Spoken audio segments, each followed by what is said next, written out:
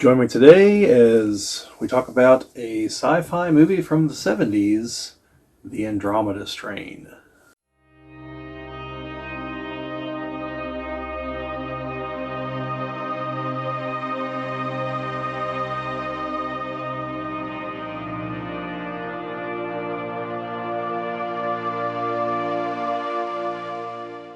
This is the Geek Ball channel. My name is Bobbie, and today we're going to be talking about The Andromeda Strain. Now, this is the original from the 70s and not the remake that came out, I don't know, in the 2000s, I think, 2010s, somewhere in there. I don't know. I watched most of it, but I don't remember when it came out. So, this is written by Michael Crichton. You may have heard his name tossed around. Little story got turned into, a 6, soon to be 7 film franchise, Jurassic Park, something about dinosaurs, clones, and Island. I don't know. Seemed a little far-fetched to me. Yeah, I'm sure you've heard of Michael Crichton. Also, Westworld, unless I'm mistaken, and numerous other properties. So, yeah. This is more of his work. So, this movie came out in 1971. It's a little over 2 hours. Now, while there are a lot of people in the movie, the main cast is 4 people, with a fifth being there for some important moments and having some lines. So, our main, I guess our lead character, in terms of action, our lead character is actually someone else. But the leader of the group is Dr. Jeremy Stone, who's played by Arthur Hill. I kind of glanced through his stuff here on the Internet Movie Database. I didn't recognize any movies he was in, but he's been in a lot of TV shows. Several of these people have been in Murder, She Wrote, or Columbo, shows like that. So there's a lot of TV work here. Now, the other character that might be considered the main character, or like maybe the point of view character, because while the 3 of the characters are scientists, he's a surgeon. So he's there for different reasons, and I'll get into those here in a minute. He's played by Dr. Mark Hall, and he's played by James Olsen. No idea if he's related to any of the other Olsens in Hollywood. I should look that up. I might here in a second, if my computer wants to cooperate. Now, he also had a bunch of TV credits, but I did recognize him from the movie Commando. He is the general that, if I recall correctly, because it's been a while since I've seen the movie, who tries to convince Arnold to not run off and try to rescue his daughter, or no. He shows up saying that his former comrade had been killed in the boat explosion towards the beginning of the movie. Then is there at the end of the movie, after he goes and kills like 8,000 people on the island, including Bennett with a steam pipe through the chest. Then we have Dr. Charles Dutton, played by David Wayne. And again, looked like a bunch of TV credits. Nothing really jumped out at me in there. And then Dr. Ruth Levitt as Kate Reed, or Kate Reed as Dr. Ruth Levitt. And again, a bunch of TV credits. Didn't recognize her. I did not see her in the Murder, She Wrote. I'd see all 3 of the men in Murder, She Wrote. They're the main 4 scientists and the surgeon. And then there's a nurse who helps Dr. Hill quite a bit. Her name's Karen Anson, and she's played by Paula Kelly. Now, I did recognize one of her other credits. That would be Soylent Green, but I do not recall who she was in the movie. Like I see her name here, but I don't remember what role she played. It's been a while since I've seen it. But yeah, then you got some other people to interact with here and there, but essentially these are the characters that we care about. So, and like I mentioned, Michael Crichton. So, the basic premise is that a space probe has crashed in a small town in the Southwest, and everyone there is dead. So the military sends in some guys to try to retrieve it in the middle of the night. They don't see anyone moving. Then they get into town, see that everyone's just dead in the streets. Then they die. And then the military activates the wildfire protocol. And that is going to require them to get the probe. And they, when they do, they encounter 2 survivors, a baby and an old man. And they take them to a base that Dr. Stone and Dr. Dutton, primarily Dr. Stone, but Dr. Dutton was consulted, proposed that the government construct, which they did, in the event that we had any kind of encounter with alien life, we could take it to this facility and study it away from prying eyes, for one thing, but also in an incredibly sterile environment so that we didn't end up inadvertently killing it or contaminating our ecosystem. And just so happened that there comes this situation where they can actually use it. So they pull all these people from what they're doing. They'll get a coded signal, and then the military shows up with armed men to take them to this base, which is in the southern Nevada. So Dr. Stone and Dr. Hall go to the town to retrieve the probe, and they see that it's opened, and that's obviously whatever was inside got out. So they take it, then they encounter the baby and the old man, all back to the base. And the base itself has 5 levels, 5 underground levels. There's a building on top. It's set up to look like a agricultural study center, and there's even like a farm outside and everything. And, it's obviously a military installation. There's guards and signs and hey, it's government property, but it's all made to look like it's just gravel roads in the middle of nowhere. And you find out that there's a very, very expensive, very large base underneath there. So everyone goes in. They get into the first level. Each level that they go down, they have to engage in decontamination protocols that become stricter and stricter as they go down. And like to the point that one of them literally just burns off the surface layer of their skin from the neck down. It's a xenon thing, they said. And so like they've got a thing, protects their head. They take it off as white ash on them. It's literally, so the computer tells them it's literally just, the top layer of their skin. It's gone, it's toast. So they get down there. And all the while, Dr. Hall's been told that he's there to fulfill the odd man hypothesis, study something. And they read up on it, and it explains that they need him because he's a single male, and a single male, by all their studies, is the one who will be level-headed enough to make a very important decision should the need arise. Because the wildfire facility, to prevent contamination, has a nuclear self-destruct. And before they leave level 1, Dr. Stone pulls a key out and goes over to a device, plugs it in, and turns it on. That arms the nuclear warhead. So at this point, it could detonate. And Dr. Hall has a key around his neck, and on each floor there's 3 substations, and once the timer starts, he has 5 minutes to get to it to deactivate it, if that's the right choice.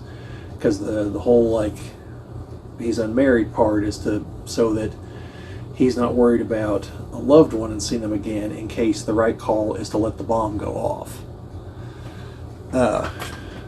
And so, like any good story, I think it's, what is it, Chekhov's gun? Well, they only put Chekhov's gun there if you're going to shoot it. Same thing here. Obviously, this is going to come up in the movie. So, as Dr. Stone is showing him the diagrams and everything, he's like, remember where all these are? And they're basically in the same spot in each level. He's like, after our trials, we decided we need to add 2 more stations, but we don't have those installed yet. So The movie progresses, and Dr. Stone tells DC they need to nuke the town and to make sure that it doesn't escape, because clearly it's a deadly, whatever it is deadly, and they can't let it escape. So what they don't know is DC decided not to do that because there's some gentlemen who are watching a machine that's supposed to tell them, hey, a message is coming in. They hit a button, the message comes out. Well, as you find out, because the movie kind of bounces around a bit, like some things are being talked about, like most of it's being talked about in the past tense in a Senate hearing that's explaining what all happened. And then a few things we see in the past where they talk about building the wildfire base and things like that. So you find out that a tiny piece of paper has wedged itself in there between the bell and the hammer, so it's not dinging, so the guy's not hearing that the message is coming in, so he's not hitting the button, so he's not telling them. So they don't know the town hasn't been nuked. And then a plane crashes, a fighter jet, as the guy's flying along near the town.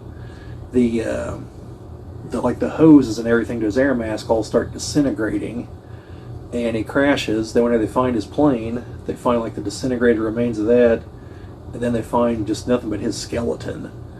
And it hasn't been anywhere near long enough for that to happen naturally. It had to be the stuff from the probe, which you come to find out is alive once they finally find it, but it's a crystalline entity of some kind. It's not, I don't think they didn't say it wasn't carbon based, but it's not life as we understand it. It's a crystalline form of life. So, and they kind of debate, like Dr. Levitt thinks that this was intentional, that they intentionally sent this probe out into space to try to find something they can use as a bioweapon. And even whenever they're doing things down there in the lab, like the maps they use, they realize they're bioweapon maps. And so they begin to question the real purpose of the facility, and they think this is really just a government installation to test these things.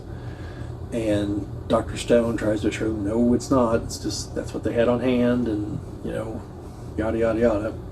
Never really a clear answer on that.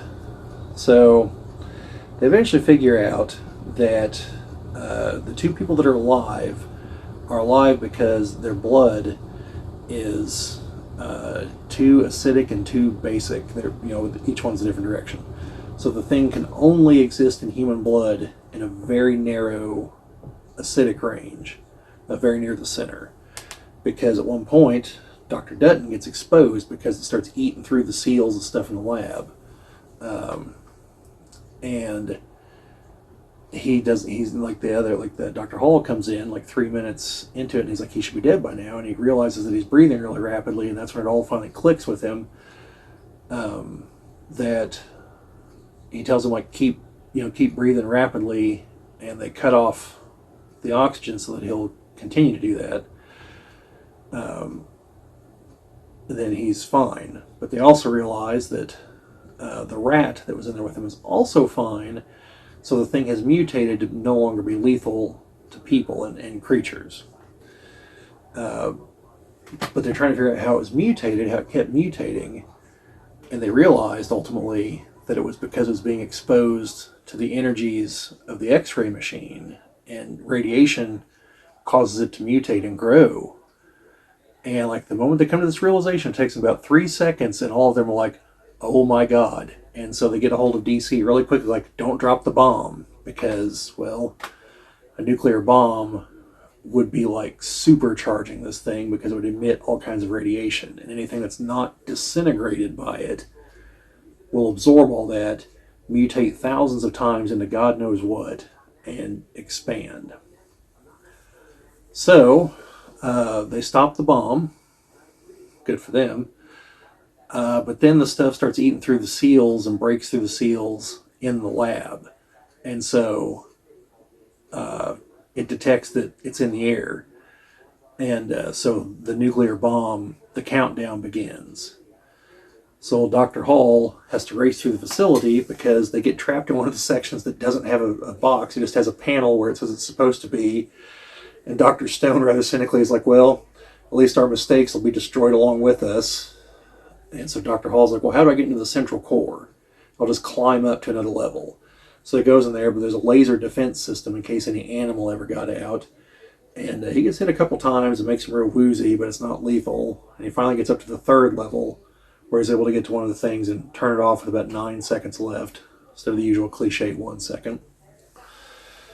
And then the thing just becomes a big cloud of whatever, drifts out over the ocean, and they're just like, well, we'll hope for the best. And yeah, so that's pretty much the movie. A lot of it really seemed to be focusing on like the technical aspects of the wildfire facility, showing off like the protocols to get down there. And it was very, very, very science heavy, like Michael Crichton tends to write. But also very much here's this big elaborate system meant to handle things, and now watch as the whole thing is going to completely and utterly fail. So, again, like Jurassic Park, Westworld, he's pretty good at that. But overall, I think it's a good movie. It's, again, kind of like some other movies I've talked about recently. It's, at the time, it might have been a high budget movie. But like you never actually see, the Andromeda Strain. You see it like on a screen, and it's all graphics and stuff.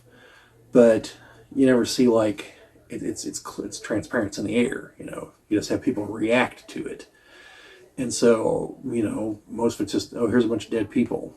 Here's a guy in a cockpit of a jet, which isn't really flying because it's a camera on him. It's just a set that was probably reused from earlier in the movie whenever the plane flies over to take pictures of everything. There's no except for the laser thing, which is all a single set, which is really just like a column with some ladders and stuff in it, meant to look kind of high tech. There's not a lot to it, and the rest of it, the sets, like each level looks the same, and they're just, the walls are painted differently. So they could have conceivably just had one set that they just repainted each level, or they might have built them because they really only needed like a hallway or two in a room. So yeah, I don't think it would have had a monstrous budget for the day. Actually, let me see if it's in here. Give me just a moment here, folks. Hopefully my computer doesn't decide to do that thing where it just ups and stalls out on me.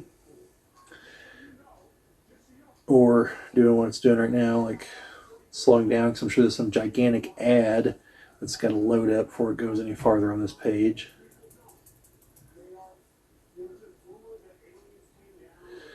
Well, anyway, while it's loading, this was nominated for a couple of Academy Awards. I don't know if it won any. So I always thought for some reason this was a TV movie, because I've seen it, years and years ago. And again, I saw the remake. But I guess with the Academy Award nominations, this would have actually been theatrically released.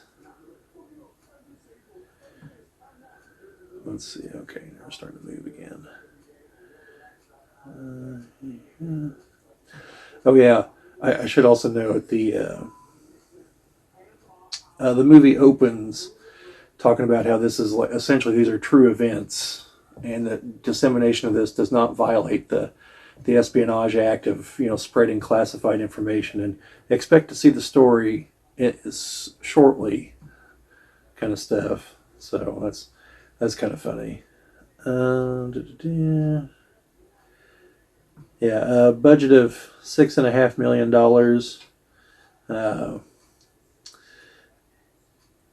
I don't know if the gross worldwide, I'm assuming, is missing some numbers because it says it was $445, which doesn't sound right.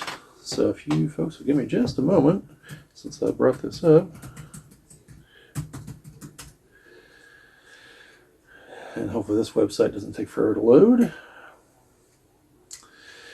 Yeah, I apologize. For some reason, my laptop here just doesn't like loading websites. I've got to have something running in the background. I just don't know what it is. Even though I should know.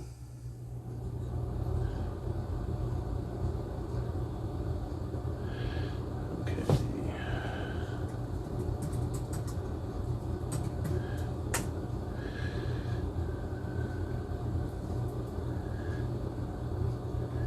see if Box Office Mojo has a real number here real quick.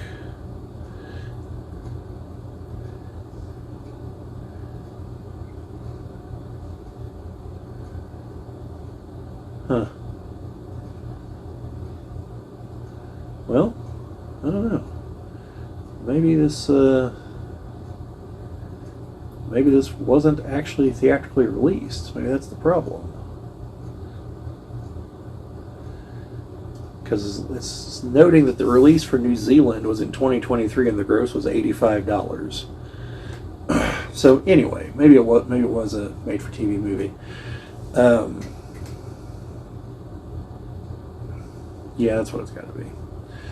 But anyway, like I said, I thought it was a pretty good movie, and even for 1971, $6.5 million, I don't believe would have been a really big budget. So obviously Hollywood liked what Michael Crichton put out because he kept getting work, and obviously they liked the idea because they remade the movie. Although I believe the remake involves time travel at some point. And I'm assuming this is based on a separate story and not just actually written for the movie, because some of Michael Crichton's work doesn't have a short story. He wrote it, for Hollywood. So anyway, so if you out there know that are watching this, let me know. But yeah, I'd say it's definitely worth checking out. I was able to catch it on Amazon Prime, so the usual links will be down there in the description. But yeah, definitely worth checking out. I'd say it's a pretty solid 8. I'd say 7.5, 8. Not really any like flaws in the plot or anything. It's a little slow by contemporary standards, but nothing that would be. That someone would just be like, oh, I'd rather just go watch paint dry or anything at all like that. It's not like the opening 40 minutes of 2001 before anyone actually says anything, But yeah, that's about all I've got on this one. So let me know down in the comments what you think. Have you seen this movie before? Do you plan on watching it? Did you ever see the remake? Did you see both? You can compare the two. Yeah, anything at all like that. What's your favorite Michael Crichton work? Yeah, anything at all like that. But yeah, other than that, like, share, subscribe, all that fun stuff. Sharing and commenting on things that helps grow the channel is appreciated. Obviously subscribing. But that's about all I've got for this one. So yeah, I'll be seeing you folks later.